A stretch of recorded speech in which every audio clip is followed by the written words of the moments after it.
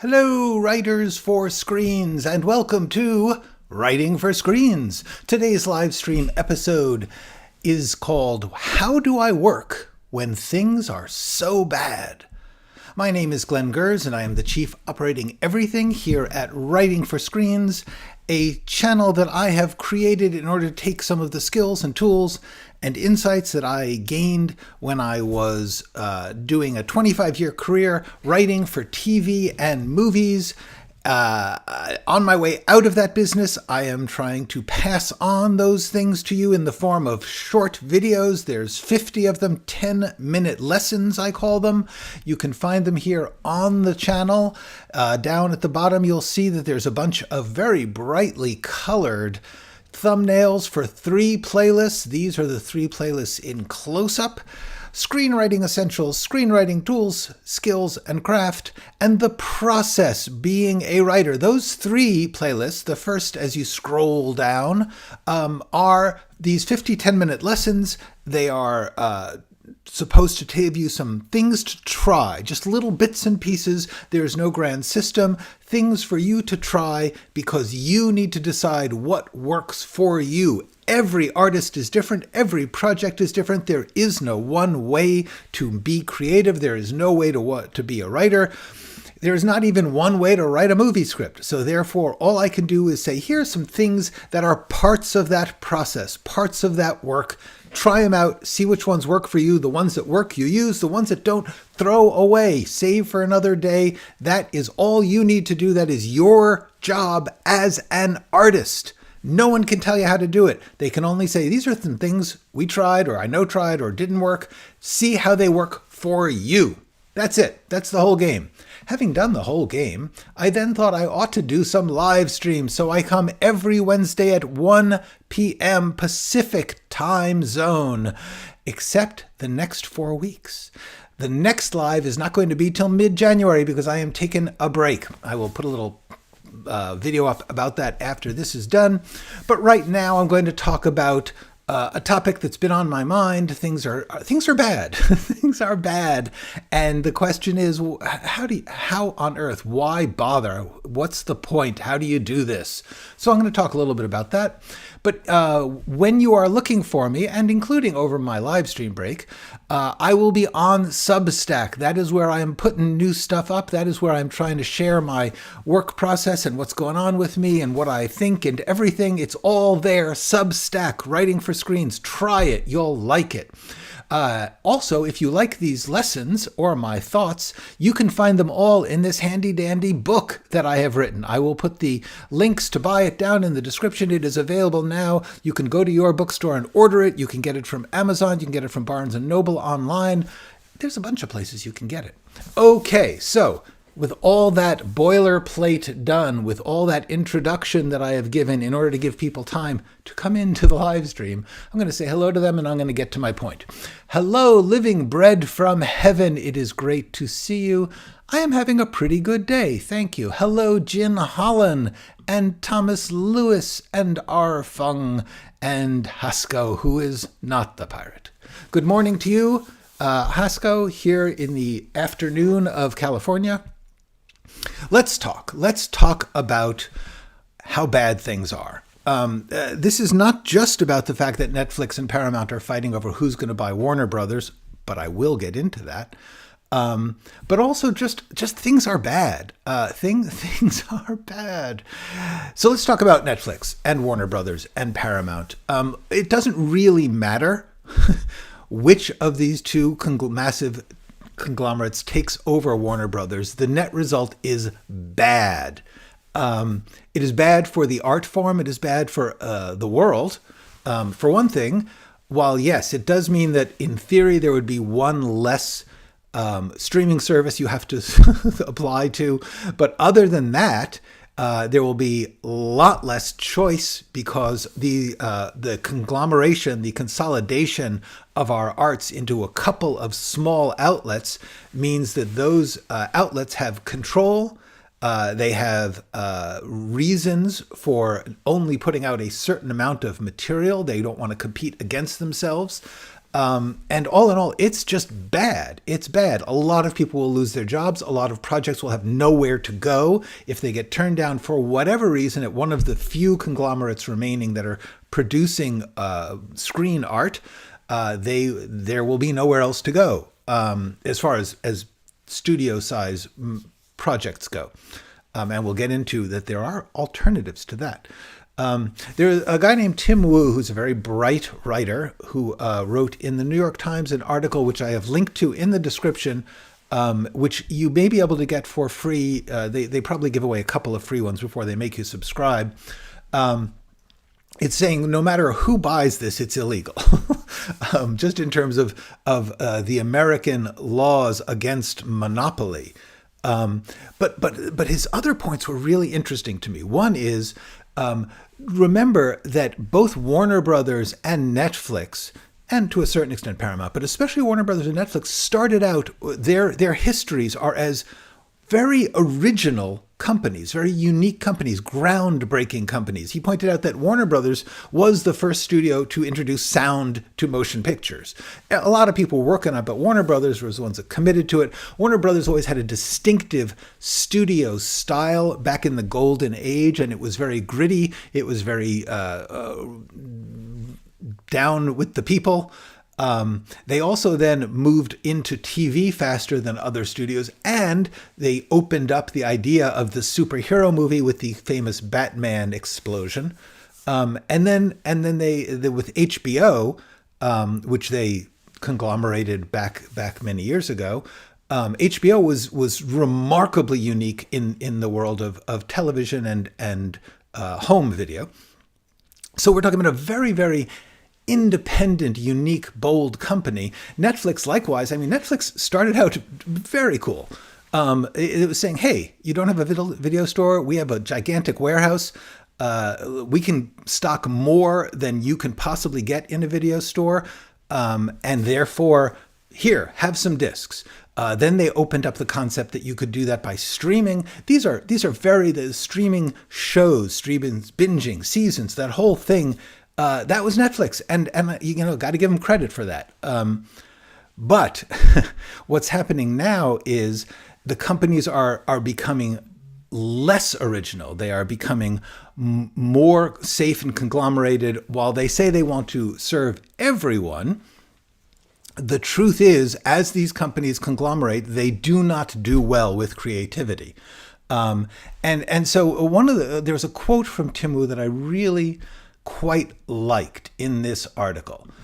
He said, that is what competition is supposed to do, force companies to carve out a niche for themselves. And that's what I liked, because I'm not against I'm not against capitalism per se. I think capitalism can be useful. It needs to be regulated. It needs to be balanced. It needs to be leavened with weighed against other values. But his point is good, that if you have a bunch of companies trying to make movies to release to the public, they are going to have to say, well, why will people come to our movies instead of other people's movies? So we have to make those movies in some way interesting or unique or in some way valuable. If, however, they simply own everything and there are no other companies, they're like, we don't actually have to make these interesting. We could just make them cheaper, or we could just put whatever we feel is the values in there, and that'll do it. So that's the good side of the concept of free capitalist building. The concept that these companies will be forced to apply themselves in better ways to society, to the audience, to their workers. All of those things have been thrown in the trash since the 1980s with the concept that the shareholder is all that matters. And that brings me to the other point that Tim Wu made, which is, why is Warner Brothers even being sold? It's a working studio with apparently a fairly successful streaming service. And so the question is, their business in the concept of capitalism, in which you say, I'm going to make a thing that people want, I'm going to sell it to them in a way that they want it, and we're all going to do well from that. That's working. What's actually not working is Warner Brothers has been bought and sold like 6 times in the past 30 or 40 years. Corporations keep buying it. They keep then tinkering with it, recognizing that they are applying rules to it that are good for corporations but bad for the business, and they get out of the business, they sell it to someone else. With each of those sales, particularly in 2018 to AT&T, which was one of the worst fits ever. AT&T did not understand what they were buying, and they didn't care. And they said that. They said, you got better start being more like AT&T. Stop being so much like HBO. That was bad. That was really bad. And it went so badly that by 4 years later, they had to do something else with it. So they combined it with Discovery, which put in a load of truly, truly not very good television, and billions of dollars in debt from the mergers. In other words, in order to make the merger work, they had to take on debt to pay off people, the shareholders, and make it worth their while. So in order to make these deals work, and remember, every time they make these deals, the people brokering the deals and the people at the top of the deals make a huge amount of money. The rest of us get crapped on. So what happened was, after the 2022 merger, in which they had billions of dollars of debt for a company that was working, they were good, they're good at their job. Warner Brothers has put out some of the best movies this year. HBO is still doing good work. So the question is, why is this falling apart? Because the people who are running the corporation for corporate gain and for corporate pleasure are screwing the business. They are making it so debt heavy that David Zaslav famously had to start canceling movies that were made. There was nothing wrong with the movie. It was just like, we'll make more by making a tax write-off than we will by making a movie. And this goes truly against the one thing I keep talking about, which is, if you are doing a thing, if you're in a certain business, do that thing. If you are making movies, don't be in the business of canceling movies in order to get tax write-offs or selling the movie company to another company. That's just corporate garbage. What's not happening is the quality of making a thing for a person who wants that thing. And that is bad. So let's just remember, the reason that this is happening is not because, yes, of course, the business is changing. There's weaknesses for all sorts of entertainment companies, but that is not why this is happening. It's happening because corporations are trading amongst themselves in order to make themselves richer at our expense by creating debt that we have to pay for. And I don't like that. So, if anyone asks me, no, the Netflix deal is bad for everyone. As Ted Sarandos said, it's good for Netflix in the sense that they will have a big library, but they will also have high debt, and they will need to keep cutting people out. Anyway, so let's just talk about how things are bad even in other ways. There was another article in the New York Times about a survey that was on a survey company went to websites and bought they had 40 people go online at the same time to the same site and look for the price to buy the same item, all at exactly the same moment. So it wasn't, there's fluctuation in supply, there's whatever. This was 40 people from 40 different places going to the same website and checking the price of an item, and they were getting different prices. And the companies that are doing this are saying, it's for the good of everybody. It helps everyone because we're seeing what the right price would be by testing. Will they buy at this price or at that price? What they are doing is seeing, how much they can take. That is what they are doing. There is no transparency, there is no explanation, and there is no way to know whether or not they are doing this depending on what they know about you. In other words, they say, you're from this zip code or you have this buying history, you'll pay more. And so they make you pay more. That's evil. It's evil. Even worse, let's talk about the fact that especially in the entertainment industry, but then just worldwide, it is getting very, very hard to get a job, an entry-level job. very often now, if you go online to look for an entry-level job, which you have to do online, you can't just go to a store and say, hey, you looking for anybody? You have to go online, which means that, frankly, somebody can, the volume of applications, which are easy to do online, in the sense you just click a button and send it, and then they read it with an AI. And often people are sending it with an AI. So AIs are applying for jobs to AIs. And the result is that, for instance, if you want an entry-level job at a coffee shop or a supermarket, you are expected to have years of experience.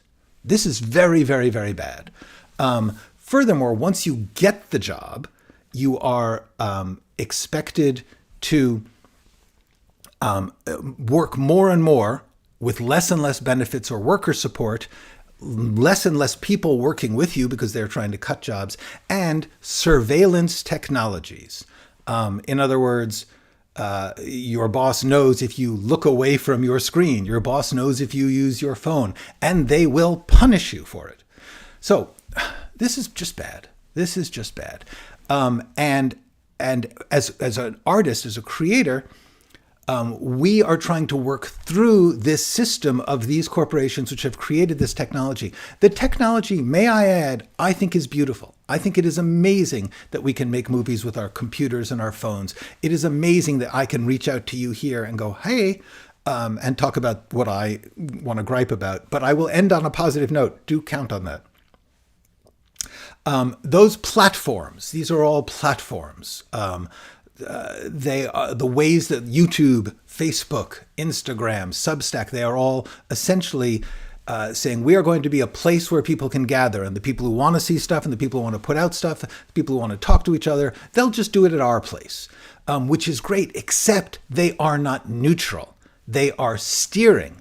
At the moment, Facebook shows you less than 20% of what you see on Facebook is stuff posted by people you know or want to know. It is otherwise ads and stuff that is algorithmically forced upon you.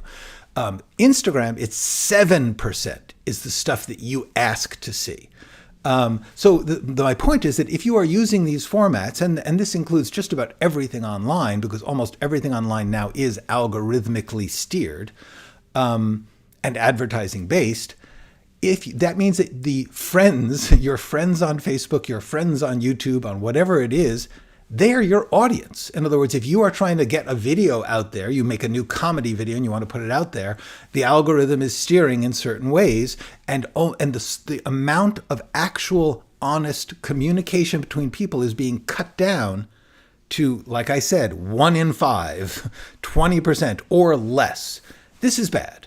This is very bad because our community, our culture, our business is now on this technology, and the technology is indecipherably being used for the purposes of other people who are taking our money but giving us back less and less.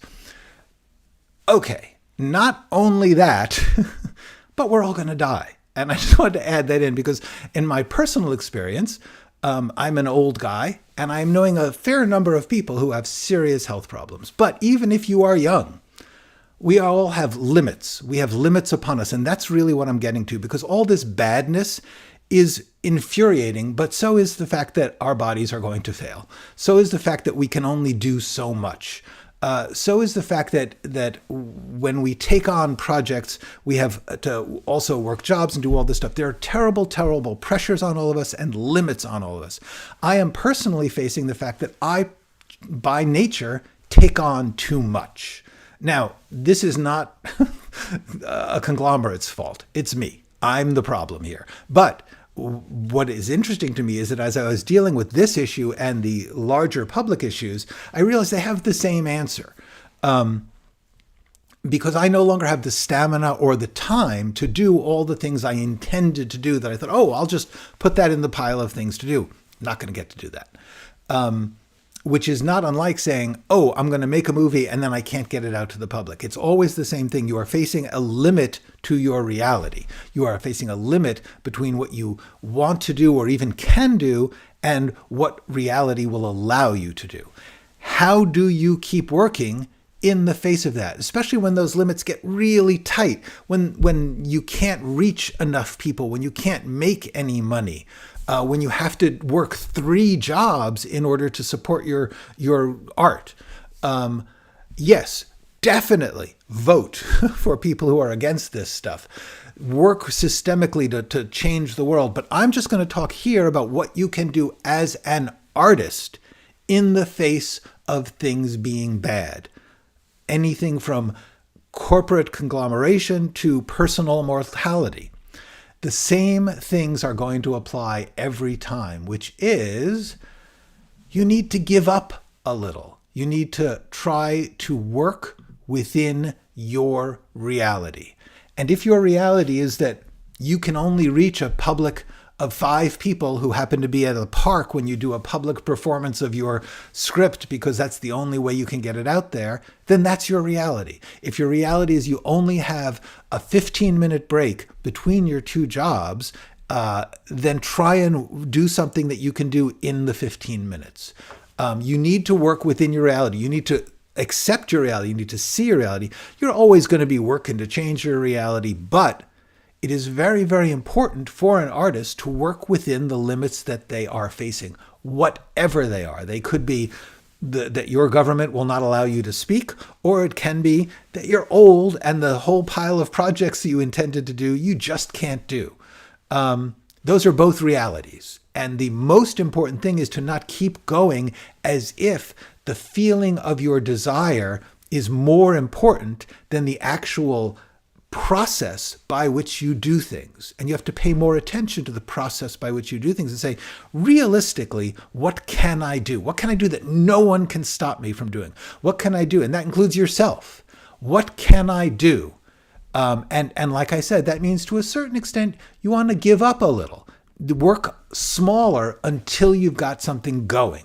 If you get lucky and you get to work bigger, great, but scale down to the reality that you are in. That can be very small, and that is still better than trying to keep battering at some door which is increasingly triple locked against you.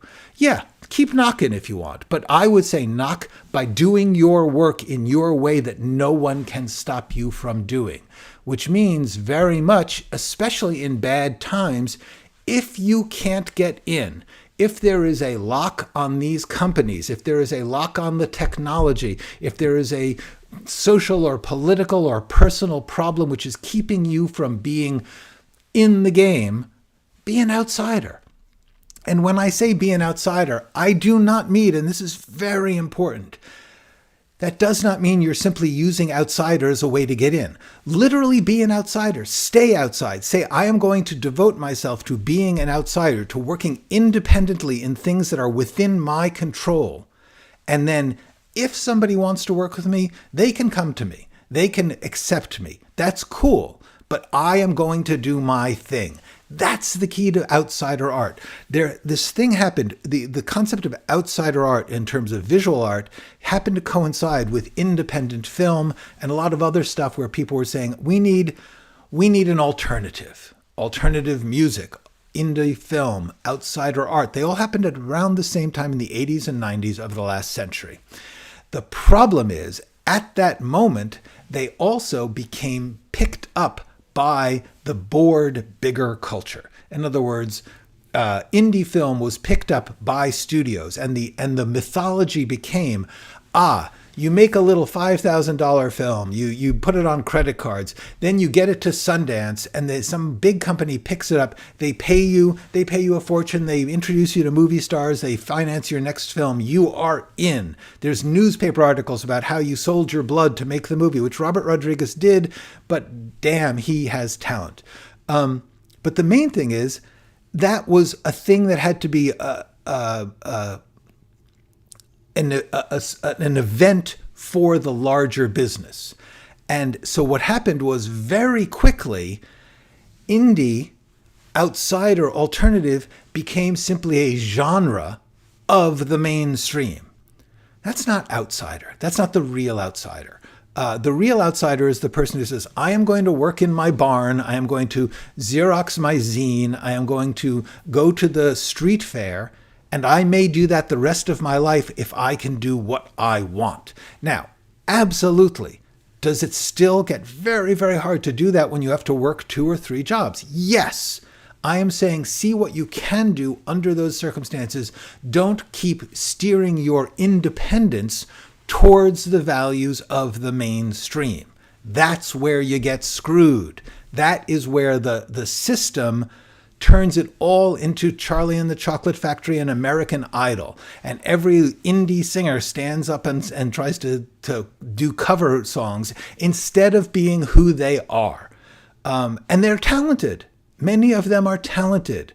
But the point is, you need to be singing in your local club if you can't get on American Idol. Maybe they'll come to you later. That's cool. The point is, be an actual outsider. Accept your reality. Work within your reality. If you are outside, be an outsider. An outsider is self-sufficient, competent. You can do the thing you're trying to do. And if you can't, scale back until it's something you can do. Be productive. Put out a play, put out a zine, put out a novel, whatever it is. Put out your work. Be competent, be productive, be self-sufficient. Do it in whatever way you can. Do it yourself and be yourself. These are things that no one can stop you from doing. Admittedly, in societies with very strong censorship, etc., they may stop you from doing it, but then you have to work within that, as undergrounds have done in all of those cases. So that is my point. My point is hope for the best. Sure, keep applying to things, keep an eye on the business, but plan for the worst. Plan for no one is going to pay me. What can I do? That is what you should be doing. You should be doing what you can with what you have as who you are right now. That's my thing. That's my mantra. That's my message to you. Things are bad. We do not have the personal power to break through that. We may get lucky or we may not, but if you get lucky, it will be because you have a gift and you get lucky. You can't work on the luck, so work on the gift. Work on the work on the process. Be a worker. Be productive. Be competent. Be able to do the thing by yourself so that you can keep doing it no matter what happens, no matter how bad it gets. Okay. I have spent much more time on that than I intended, so I'm going to now go through everybody's comments. Okay. All right. Hey, Nishaj. Sorry, I'm going way back to half an hour ago. Bastion Books bought my book. It's under my Christmas tree. That is so delightful. I actually went into a bookstore recently and said, can I order this book? And they looked in the computer and they said, yes, you can. You can go into a bookstore, give them my name, the title, you will find me there. Hello, Arrow Flight. Anyway, thank you, Bastion. It's really great. Hello, Sangamansani. It is nice seeing you. I don't believe I've seen you or that cool black and white eyeball before. Oh, good. I'm glad that those topics were useful. If Paramount wins, it will be a lesser evil because at least they will still be in theaters. I am not entirely sure of that. I wish that were true, but the truth is Paramount, if they were to essentially double the size of their studio, would cut in half the amount of stuff they are releasing. That's what happened to Disney and Fox. Fox is now just a brand name within Disney, and they are not putting out what they did. Hi, Michael. What went wrong for Warner Brothers? What went wrong was that corporations bought them, and in doing so, they said, we need to take more money out of the company. Not we need to make more money. We need to get more money from this entity that we have consumed, just the same way they would consume a tractor company or a meat packer. It's all the same to the people who are operating in the corporate suites. That's what went wrong, because then they started to say, ooh, you know what would be cool? We could combine several different brands into one thing and muddy up the brands, which is what happened when they put Discovery and HBO together, which just made everyone unhappy. All of the audience was unhappy, and the quality of the work got worse. Hollywood was basically founded to evade Edison's patent lawsuits. Yes, this is absolutely true. A great bit of Hollywood history. The reason that people are in California to make it movies partly is the weather and the light, which are lovely. But mainly it was because Thomas Edison had patented the motion picture camera and projector in such a way that nobody else could make movies without paying him. And so a whole bunch of companies just ran away, because at that point, if you went to the West Coast in America, nobody could find you. They couldn't stop you. And so, yes, this is true. It's great. Hello, Lake Filter. Miller Turner says, it's getting worse with rumors Paramount would put Seth MacFarlane in charge of feature films.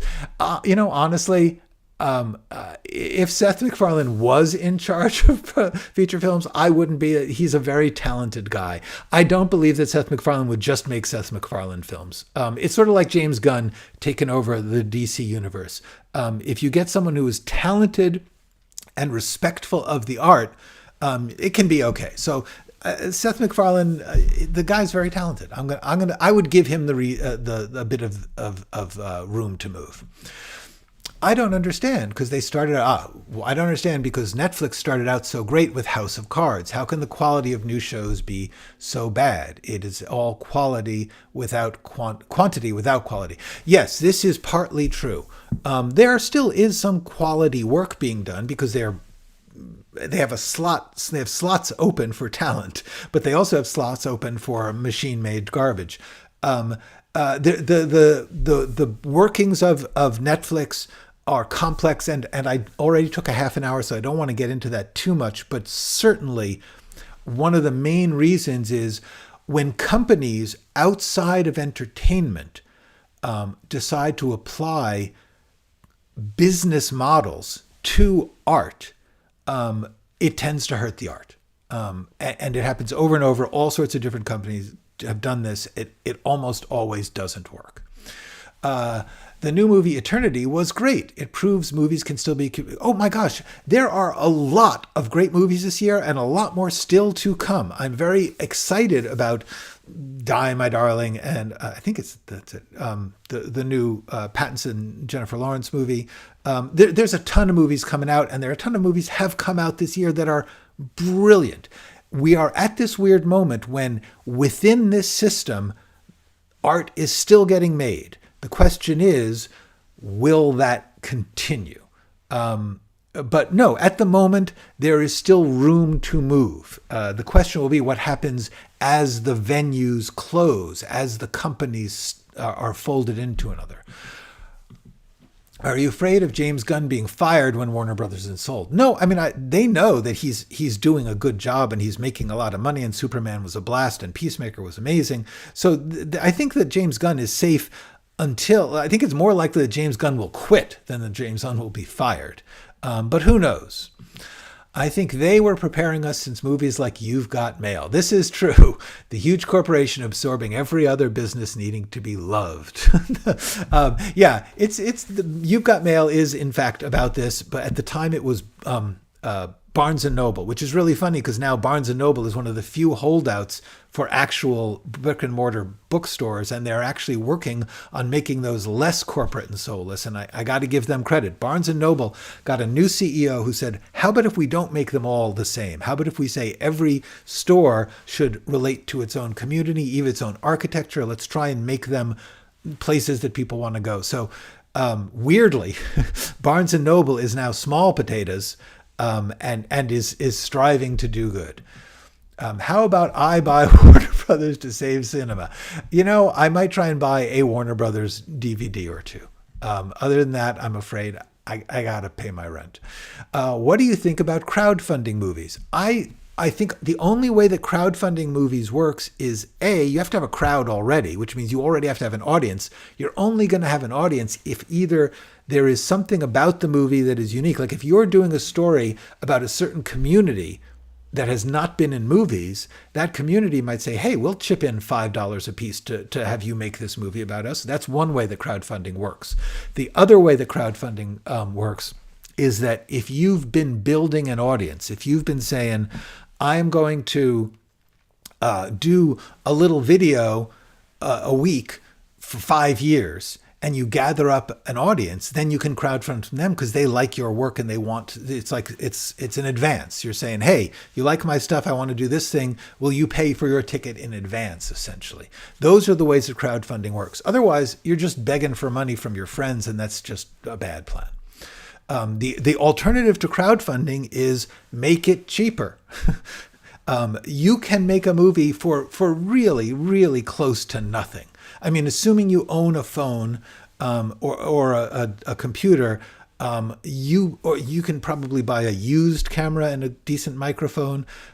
You can do it for like a couple $100 if you are willing to take the time to learn how to do DIY and no budget movies. It's bad because Netflix wants, Robert Freeman says, it's bad because Netflix wants the live streaming rights of the World Cup too. It will be so bad that they control not movies, but also sports. Actually, the big problem with that is that in their business plan, they will then say, well, we need this money for the World Cup, so that many movies are not going to get made because the budget's going to that. And further, if the crowds simply get bigger for World Cup than for movies, eventually they'll say, there's no real reason to be in the movie business. Let's just cut that out. That's what's really bad, because that's how it works. Is the companies may say, oh, we bought Warner Brothers to do movies. They didn't entirely. Or even if they did, a new generation of owners will come along in 5 more years because these people are constantly churning in and out, and therefore the new one will say, well, I don't have any reason to commit to that. I've got a business to run. Why are there more and more sad endings in mainstream movies? Bruno Fernandez asks. I believe it's because people are stressed. People are unhappy, and they want to work through their feelings when they go to the theater or when they watch a movie. Sometimes they say, I don't want to have somebody telling me it's all good. I don't want somebody to be telling me that the individual is going to win and that the love will triumph over everything. I need somebody who's talking about what's going on. And so often a lot of movies are about facing these realities in hard times. There's 2 ways that this goes. Sometimes you get movies in times of turmoil, the 1960s, the 1920s, times of turmoil, you get art that confronts it, that engages with it. You also sometimes get, as in the Depression, art that says, hey, let's watch Fred Astaire dance and not think about the fact that there are breadlines. It's a complicated balance. People want both. People should get both. You should not do just one. But the truth is, people are feeling a certain falseness to the Hollywood that started in the 80s when they discovered that tentpoles did well when they promised happy endings, when they promised easy answers. And that worked for a while. After a while, people get frustrated. They're like, this does not relate, to the world I know. I love me some Avengers, but now and then I want to see somebody dealing with what's happening around us in the real world. Okay, Wolf Powers says, I am so happy to have caught a live stream and to have the emotional bandwidth to enjoy it. I've been caring for 2 sick parents, no time to sleep, much less write. Wolf Powers is facing exactly what I'm saying. Even if Netflix and Warner Brothers leave Wolf Powers alone, Wolf Powers is still dealing with the real limits of our lives, dealing with elderly, sick parents, dealing with children who have needs that are often very, very overwhelming, dealing with jobs, all these things all of us are facing. And the truth is, the question is, can you work within that for your soul, for yourself? Because that's the first and main reason we do this. Yes, it's fun to have somebody like it, but you do it first because it makes you feel better to do it. And if you put it out there when you've done it that way, the odds are someone will like it. Someone will get it. Do you believe that watching great movies is the best film school? Yes, I actually do. I obviously there are many great film schools, and And watching great movies will not tell you a damn thing about how production is done. And that's a problem, because while you may be able to absorb the finished results, you don't know how they got that. That when you look at, and even I studied this, self-studied for decades, and still you forget that you've got to have somebody put a light over on the side in order. Here, wait a second, watch. Okay, there's lights on me. See? And the lights make it better. And if you don't know that, you can't make a movie, because you don't know that you need an extra light there, that it's not natural, that the things that appear the way they do are not natural, that working with actors is a certain, there's all these things. However, now is the best time, because truthfully, almost everything you need to learn in film school, you can self-teach. You can learn from interviews, you can learn from how-to books, you can learn from videos, behind the scenes, all this stuff. There is information like never before.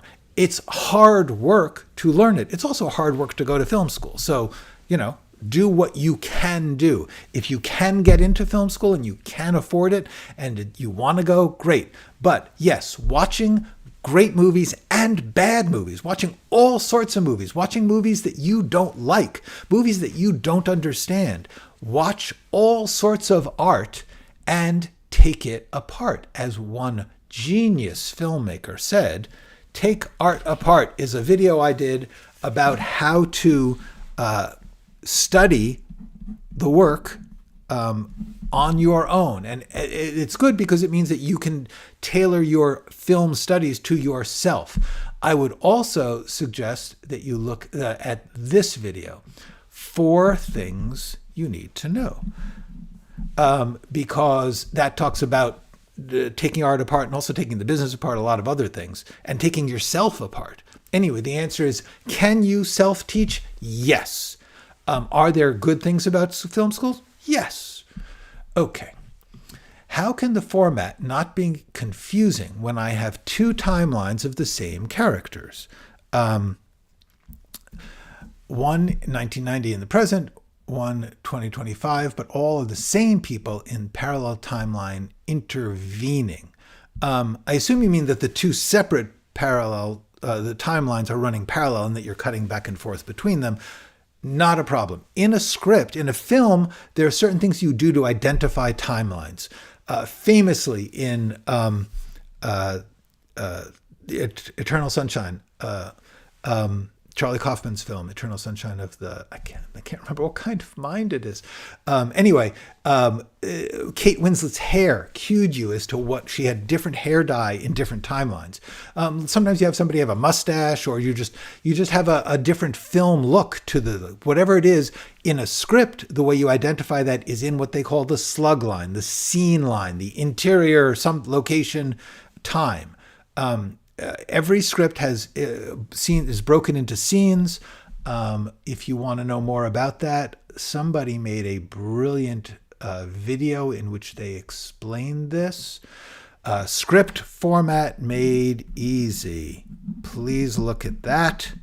But the scene line, interior or exterior, location, time. The time you then put in parentheses like day, and then in parentheses you put 1990. Or 2025, so we know which one it is. And if you need to show where it is, you'd say day December 2025, day August, or whatever. You put the time in the time, in the scene line where it says what the time is, time of day, you also put in parentheses the timeline. That will solve that problem. As Tolkien said, death is God's gift to humans, as opposed to his other peoples who are essentially immortal. Yes, that is true. Mortality, I was talking about the fact that as an old person, I know a lot of people who are facing their mortality right now. Yes, mortality hopefully will make you think about the meaning and value in your days, in your life. We are all mortal. It is useful to memento mori, the Latin word for remember you will die, which is a philosophical concept which leads to many possibilities, but For me, it reminds you to make good use of your life, to take responsibility for your time, and as I've said, to work within your reality. If you know you are going to die, do not plan to do work that's going to take 100 years. You ain't going to have it. Okay. What happens in a real writing room? Do writers descend into a shouting match when they don't agree with each other? No, hopefully not. Here's the thing. Writers' rooms are governed by the showrunner, the person who is the boss. Usually it's a writer-producer. Sometimes it's the head writer. Sometimes it's the star. Whatever it is, somebody is running the show, and they're called the showrunner. That showrunner sets the tone. There are some showrunners who says, I think it's really good if the writers all feel competitive with each other and they're trying to one-up each other, and I'm going to tell them, oh, his idea is better than yours. Everyone I know thinks that's horrible, but a lot of showrunners do it. Some showrunners would encourage people to yell at each other. Most don't. The good ones say, let's work together. Let's recognize that many, many ideas are possible, and it will be my job to steer towards one or the other. And it is not bad to say one that doesn't work. That's okay. To say one that doesn't get chosen. Cool. Let's all have some fun and be nice to each other. And those are the good rooms. But what happens in a real writing room, the reason that there isn't usually a shouting match is because it's not productive. There's no reason for a shouting match because someone is in charge. You have to remember, there's no such thing as a writing room with no boss, with no showrunner. And the showrunner can simply say, you be quiet, you talk. Now you talk and you be quiet. End of shouting match. And frankly, a good showrunner will privately say to someone who is being rude or mean, hopefully they will take them aside and say, you need to stop that or you can't work in this room because I need everyone to be bringing their best. And people aren't going to be bringing their best if they're getting criticized. So, Lake Filter says, the problem with using social media to market is I have to be a product to sell a product. Well, I'm not a product. My writings are. Trying a few things to wriggle myself out of this. Yes and no. I would say I actually wasn't talking about using social media to market. I was saying think about social media as essentially a form of distribution. In other words, it's not impossible to say I'm going to write a book and I'm going to write a page a day and I'm going to post that page a day on Facebook. And somebody else could say, when they find out about it, they go, ooh, I want to see what today is, that's one way to use it. YouTube is essentially social media in the sense that we've got people posting stuff and then the algorithm is sorting it out amongst us. And so I am using a form of social media, a platform at very least, to release my teaching work and also my other creative work, increasingly is the plan for 2026, to release my work directly to the public without having to ask Warner Brothers or Netflix if I can do that. So that's what I was talking about. But yes, obviously marketing is a whole other issue, and it is true. I would say figure out what works for you. If you don't want to be identified in the product, just sell the product, sell the book. Never mention your own name. Use a fake name. That's all okay. R. Fung says, I write when I work. I assume you mean working in a job. Yes, I work in a cinema now and have a lot of waiting time that allows me to write. Oh, damn, that's a great day job. Lucky me. The work is for me is actually the writing breaks for me. That's how it was for me when I was an office temp. I was an office temp for 12 years, on and off. I took some time off to do like some development work for an indie company stuff, but for 12 years when I got out of college, I mainly worked in offices in New York, often just for a week at a time and then move on to another one, because that allowed me those sneaky moments when nobody's looking and you can say, oh, I'm going to take out my notebook at the time, or I'm going to type something into a pile of pages and do a little writing. Maybe it's a bit of a scene, maybe it's just some theory, whatever it is. Yes, if you get a day job, and the thing is now, I don't think they'd let me do that. most companies would be like, you need to be productive for our company every second. And if you're not, we're going to know because we're tracking your keyboard, which is, I'm sorry, I'm going to use the F word. It's fucked up. People should not be watching you at work that way. There should be some form of reciprocal relationship in which there is a fair amount of humanity and trust. Okay. I think it's a great turning point to reflect on our limits: reality, talent, time, energy, personal mortality. I struggle with endless creative ideas that fight in my head for attention. I do too, Bastian Books. That's why I brought this up, because I do know some people who are talking about how hard, it's really hard to work in the entertainment industry right now. I know a bunch of people who are quitting, leaving, people who were already in, people who were making a living, and they're not now. Things are getting tighter. People are being laid off. Jobs are running shorter. They're paying less. It is harder and harder, especially because Los Angeles is an immensely expensive place to live. So you need to make more than if you were in a smaller city with lower rents and better schools and all these things. You might be able to do well with less income. But in the entertainment industry, you need a lot. And frankly, less and less work. So, but even worse than that, like I said, the breaking in, the chance to do something low budget, low impact, just to get a little bit of a job, to learn the business, to learn the art. All of that stuff is getting harder and harder to even get a taste of. And that is bad. But it's not the only bad thing, and all the bad things are faced by the same answer, which is, what can you do in the face of what's really happening? Okay, no more questions. We're going to go over.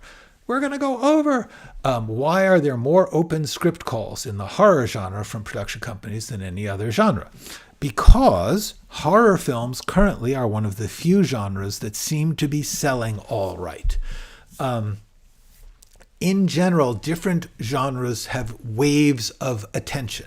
Partly, that's self-feeding. In other words, if you see a lot of films, they'll be like, oh, I'm going to do my version of that.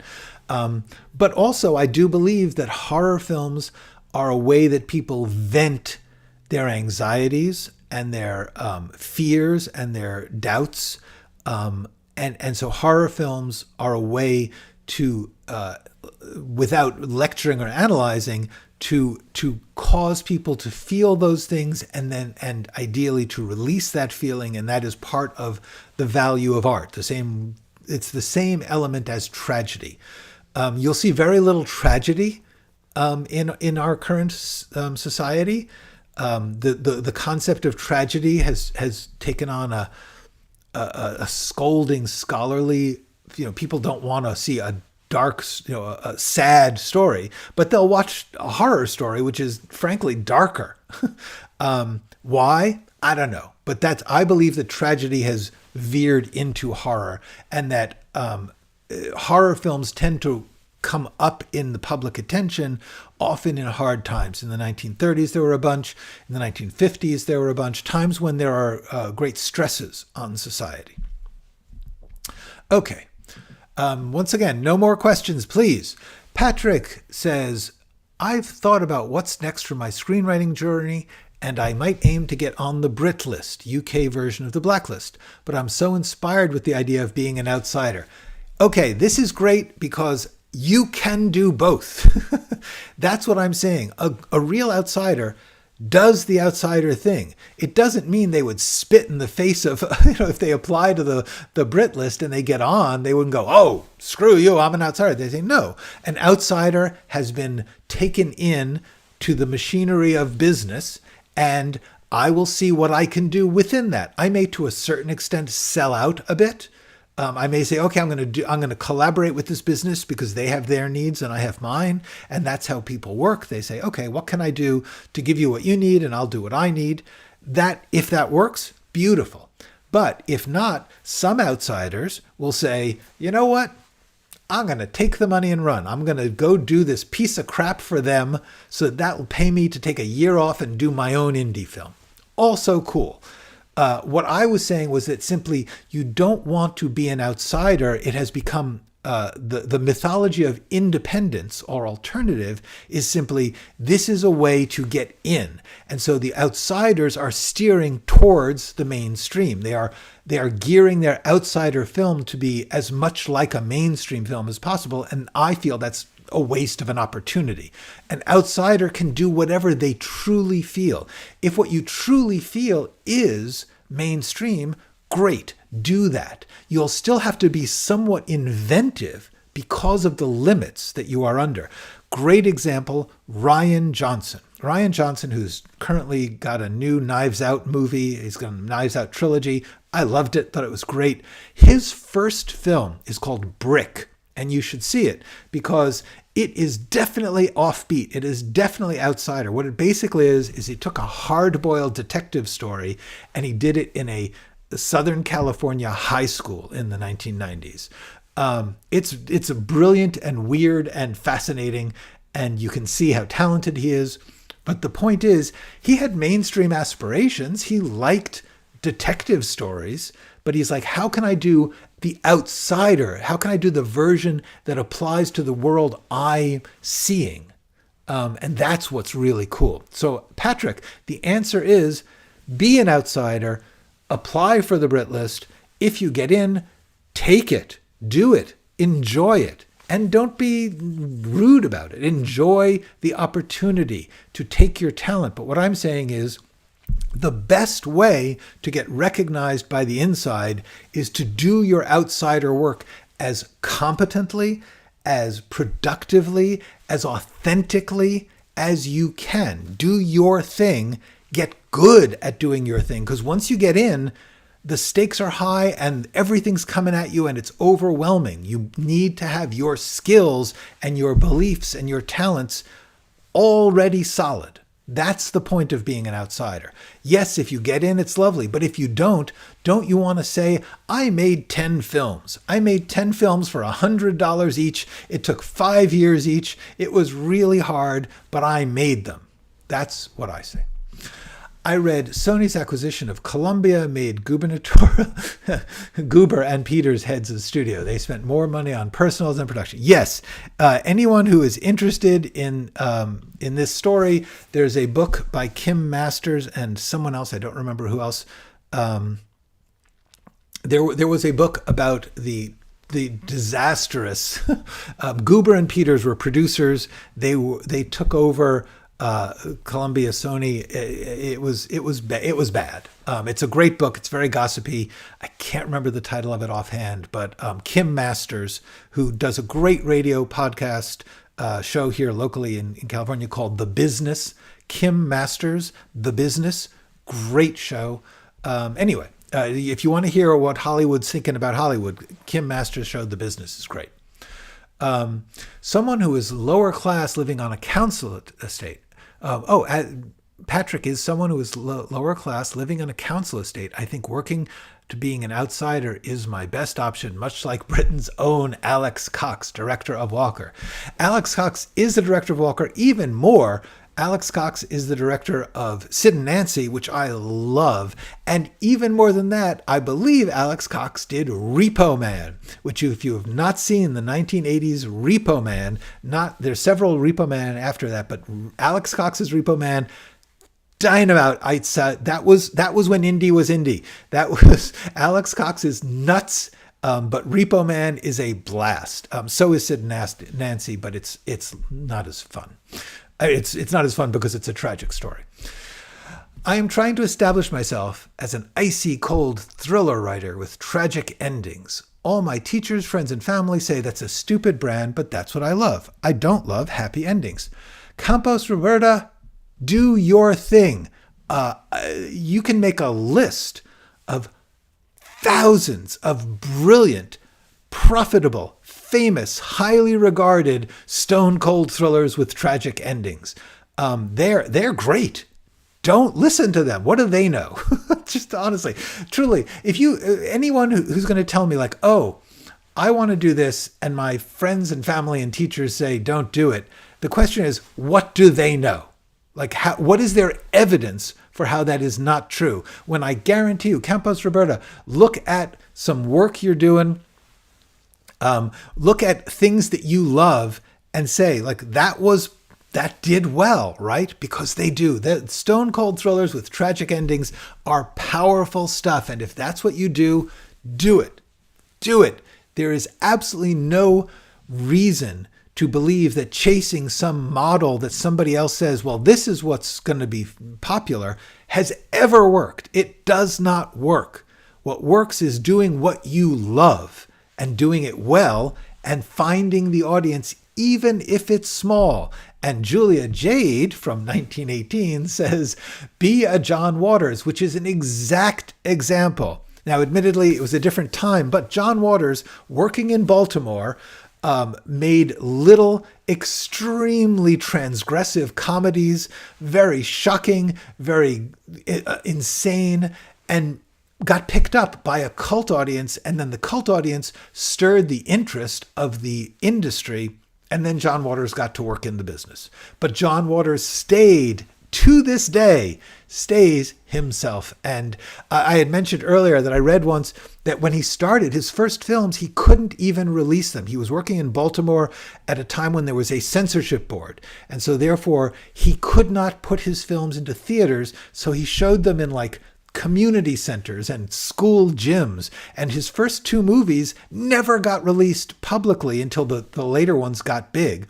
The first movies he simply made and showed them himself running a projector in a union hall or a school auditorium or wherever it was that he could get. I don't know if schools would let him do it, but you know what I'm saying. John Waters is the ultimate outsider. And yes, indeed, Julia Jade, right on. The tale of your topic reminds me of a tale of how the low arts created Fringe Festival, which now turns into its own market. Absolutely true. I completely agree. This is one of the things that does happen. Alternative work that breaks the boundaries, is inherently interesting to our culture. We don't just want to see the same thing over and over. We do want the familiar, we do want the pleasing, all sorts of things we'll certainly steer towards, but we also hunger for something different. And the business doesn't know what to do about that. So what they do, is they generally just say, we'll buy that from outside. We'll absorb it. We will take the thing that is different and we will make it into our thing. So yes, fringe festivals, outsider art, all of this has become a business unto itself, which means you have to watch out for that business just as much as any business. Being an outsider means you do your thing, you look for your opportunities, but you always find a way to do your thing. Patrick, yes, knows John Waters too, of course. Allison says, but can your tips work a short narrative story, like TikTok shorts in 90 seconds video? Do their characters have a goal? That's a good question. Sometimes yes, sometimes no. A 90-second video, you're not going to have a lot of plot, but you are going to have usually a character, and a character will be doing something. In other words, whatever they're doing in that 90 seconds, even if they're just blowing up, if they're just complaining about their boyfriend, whatever it is, they are in that moment doing that character's thing. They want to vent about their boyfriend. They want to talk about something that makes them look good. Whatever it is that they're doing, they are taking that action. You have to adapt my sense of storytelling, because there's lots and lots of different beats in a story that I'm telling. But yes, if you're doing a little short, obviously the rules of shorts apply, but the rules of drama, the rules of a person acting because they have a personal desire or need, that's going to pretty much show up anywhere. Nishant says, this was very helpful. I am so glad. Thomas Lewis says, I feel like I'm being an outsider. As a novelist, I reject 95% of the advice out there. I had to teach to myself, and I question the other 5. Well, Thomas, you're on the right track as I can tell. And honestly, Thomas Lewis has, over the course of the past year or so, often said very bright things about the topics we are talking about and brought a lot of value. So my guess is, whatever you're doing, Thomas, it's working in some way. Any tips on maintaining the consistent tone of a story? I always have the problem of maintaining the same tone throughout the story. Well, that's interesting. That's two things. One, you don't want to actually maintain the same tone. You want to have dynamics within a tone. For instance, in the tensest, darkest murder thriller, there's often humor. In the funniest comedy, there's often heartbreak. There is a range within any style, and you want to be able to have some kind of balance in which that allows for what I would call dynamics. Dynamics being you go from low to high, from loud to soft, from bright to dark, and back again. You move within the reality of your tone. What I would say is if you're actually trying to maintain the exact same tone in every scene, it's going to get boring. I just think it's not a problem. I think if your consistent tone is a problem of like, you have like a deep, deep emotional scene and then all of a sudden someone bursts into slapstick, you can make that the tone. It's a hard sell, but you can do it. Or you can say, well, what am I doing that's so out of place in the tone? Is there a way to blend it in more? What I would say is you don't actually want a steady, consistent anything. You want variations within. You want humanity and life to live within your comedy or your thriller or your horror, whatever it is. There's going to be variations on tone. One of the things I actually dislike visually, happens a lot, is they will pick a visual style and they will say, okay, we're just going to skew the whole thing towards blue. And every shot is tinted blue. And after a while, I am sound asleep because life is not all blue. And we could really do even black and white. There is dynamics within the black and white. There's the highs and the lows, the darks and the lights. So if within black and white, you're finding changes, I guarantee you in anything else, you are going to find that there is a range. So I would say, I hate Jackie Chan is the name of the person who said this. Not that I do. I like Jackie Chan. But I would say when you're trying to maintain a consistent tone, you're trying to maintain a consistent approach or philosophy. But within that, there will be a range of emotions, a range of pace, a range of action and stillness. There'll be a range. You're supposed to have a range. Okay. What would be the, this is VHS Vic TV. Hi, VHS. And nice to meet you. What would be the best case scenario moving forward? As far as the studios go, I wonder why studios just don't make fun movies with hungry young filmmakers, even more low budget but unique stories. Well, you wonder that. I wonder that. Sean Baker was wondering that from the Academy Awards stage. Yes. The best case scenario would be for the studios to say, there is a range within this art form, and there's lots of audiences out there. And the more that we can reach those different audiences with small budgets that allow for modest profits, and that keeps the business going, and we all grow, and that's great. And now and then something will take off. But what they're trying to do is optimize towards the one thing that will sell the most. But in art, just like in a restaurant or a supermarket, that's actually not true. Yes, mangoes may be the top seller at your supermarket, but you don't want then to say, okay, well, let's just have mangoes in our store. That's not going to work. And that is unfortunately the corporate optimization concept taken to a very, very foolish place. I don't understand why some people who are apparently relatively intelligent don't see that. The only answer I can have is that I believe that business is a religion, that business is a matter of faith and formula for most people in the business, and therefore they don't ask rational questions about their faith, that if you can do better, if you can narrow more and profit more, that you are doing the right thing, when that may just not be the right thing. I want to thank you. Oh, Yo Chief TV. I want to thank you. Greetings to Amsterdam. Yo, that's so nice. I'm so glad that you came on. It is great to have you here. Thank you. To Tomorrow Kiddo says the demand for more and more on streaming could shift. A new movement to buy DVDs, physical ownership, is buzzing. That is true. There are more and more we are getting to the point of saying, if you want to stream. You're saying, I'm going to watch whatever they're putting on and I'm going to pay my subscription. I'm going to click that button. I like doing that.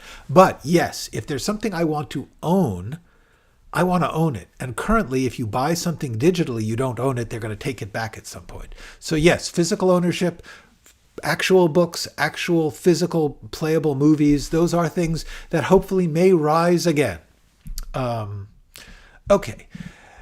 Any tips for thinking visually? I struggle with thinking images when writing scenes. My answer is, to a certain extent, study it. In other words, watch visually. In fact, an easy tip would be turn off the sound. Watch something and look at it and just look at it. Say, what is being conveyed here? What is the language of visual art on a screen? That's tip one. Tip number two would be to say, maybe you don't have to be that visual. Not everybody is. Some people, they write very, very verbal scripts, and then the directors and the designers and the actors, they work out the visuals. That's cool too. You are not required to think visually. And in fact, even if you write something that's relatively talky and stagey, there could be somebody who says, ooh, I know how to direct that, and they'll visual it up. Okay. Oh, I didn't see this one coming. I should have. What happened with Tarantino?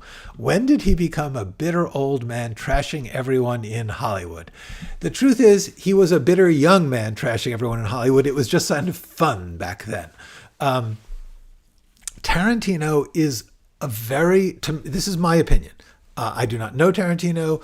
I was once in a theater way back before,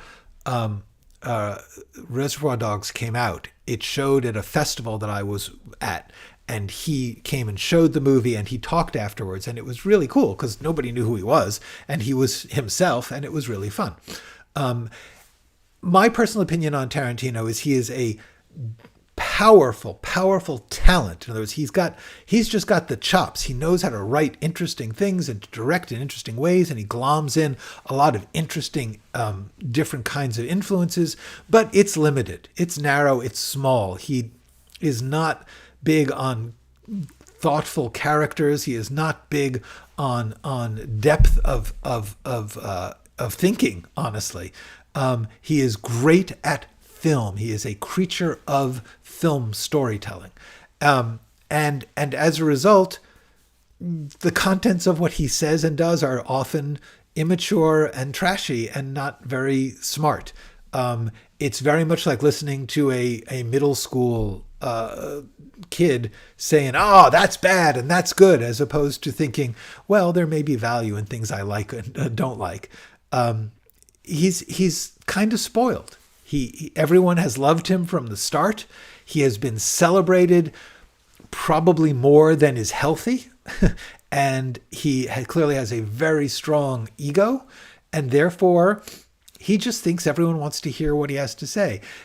For those of you who don't know, Quentin Tarantino recently, there was some interview in which he trashed a bunch of really good actors, Paul Dano, Owen Wilson, and Matthew Lillard.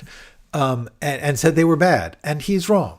It's just wrong. It's just shameful and embarrassing that he would just slam people for personal feelings. Many people who have commented on this on the internet, because there has been comment, have pointed out that they are all in the offbeat leading man, offbeat character actor guy, which is what he himself would have been if he had been able to act better. Because he wanted to act, and he doesn't act much anymore, but there was a brief time there when he first burst onto the scene where he's taken a lot of acting roles. He's just not that good.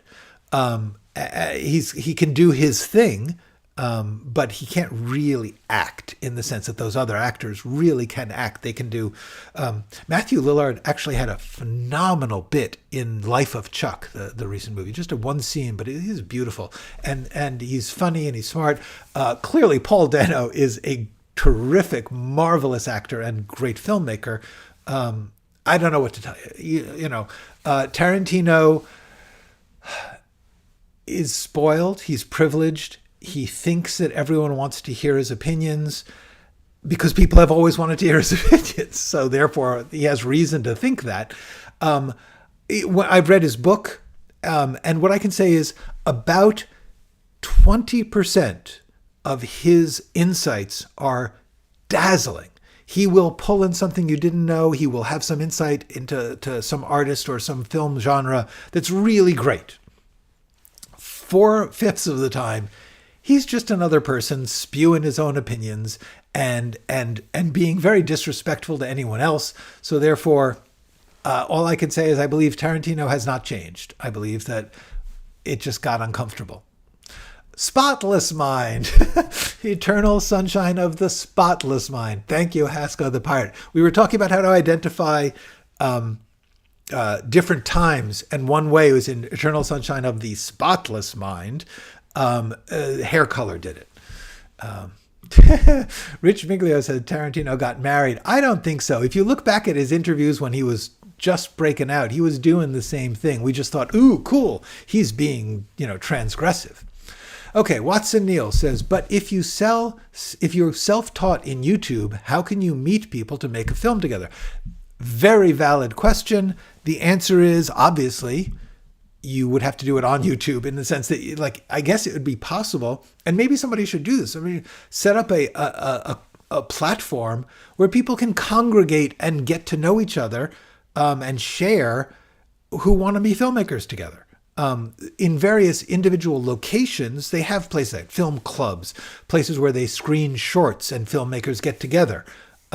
Places where film schools, obviously that happens, but also there are, like in the 1950s and 60s, famously, there were various places around the world. Cuba was one, France, where there were clusters of filmmakers who literally made film clubs. They would say, let's get together, we'll show each other movies, because it wasn't easy to see movies in those days. So they'd say, let's screen a movie and we'll talk about it and we'll make films together. There is an online version of that. In fact, it is not impossible to think about a screenwriter in Paris and a filmmaker in St. Louis, USA, and they could collaborate because the screenwriter could write and send the stuff and they could go back and forth. It's not impossible. It would be hard to shoot in multiple locations, but it's not even impossible. So what I would say is, if you are self-taught, part of self-teaching is going to be trying to find a community where you are. If there is no community or you can't get into it where you are, see if online there is some version of it that you can be part of. If not, try to make one. That's a cool thing to do. Lake Filter reminds you to like and subscribe, and I say that's a good idea. Glenn's Fan Club, I only asked because a screenwriting book that a writing room has writers throw laptops at each other. Oh, he's talking about an earlier question about do writers' rooms devolve into brawls. The answer is that's bad. If they're throwing things at each other, that's actually a crime. That's a form of assault, and it's not good. And certainly that doesn't mean it doesn't happen. Bad behavior does happen. Hard to believe among the privileged. Rich Miglio says, I am grateful for your Wednesday broadcasts. Thank you. It's every time I want to quit, people like you say things like this, and I say, okay, I'm going to keep doing it. I am polishing a screenplay, and you've really helped me through the process since I first got started. I got really good feedback. Yay! Okay, thank you, Rich. That's so cool. I feel awkward about saying I'm about to take 4 weeks off, but I am, because I'll come back and it'll continue. May happiness and good health be with me and all of you. Thank you, thank you, thank you, thank you, thank you. Okay, a drive-by uppercut says, hope all's well. Finally got a period bio-horror script evaluated 6 out of 10. Hey, that's cool. Was fun to learn the process and what to improve my next script. Thanks for the inspiring streams.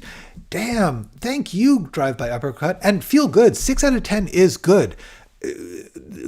Most of the things I write, 6 out of 10, that's what I would get. The ones who like it in that 6, they count it as a 10. But the ones who don't like it count it as a 2. That's just the way it goes. That's life. So 6 out of 10, you did good. Very good. Serial Mom was so insane. A John Waters studio film. Looking forward to Z. Alas, Z is not going to happen. They haven't taken it off IMDb. I don't know why, but I'm certainly not working on it. I don't believe they even have the rights anymore. But if they do, good luck to them. They kept me working on it for many years, and they were wonderful to me. It's a great company for me. But Z itself, my work on it is not happening. This is where I am now. This and Substack. I'm working on a novel. That's what I'm doing. Okay, JW Seed says, enjoy my holiday, but we will miss you. I will miss you too. Like I said, I might go on Substack. I might post some things on Substack. So definitely check that out. And do remember, yes, I will be back January 14th. I'm going to post a little video on that soon. In the meantime, yes, check my Substack. You never know. I may post there. And in the meantime, let's just say that you should all go write something for 4 weeks.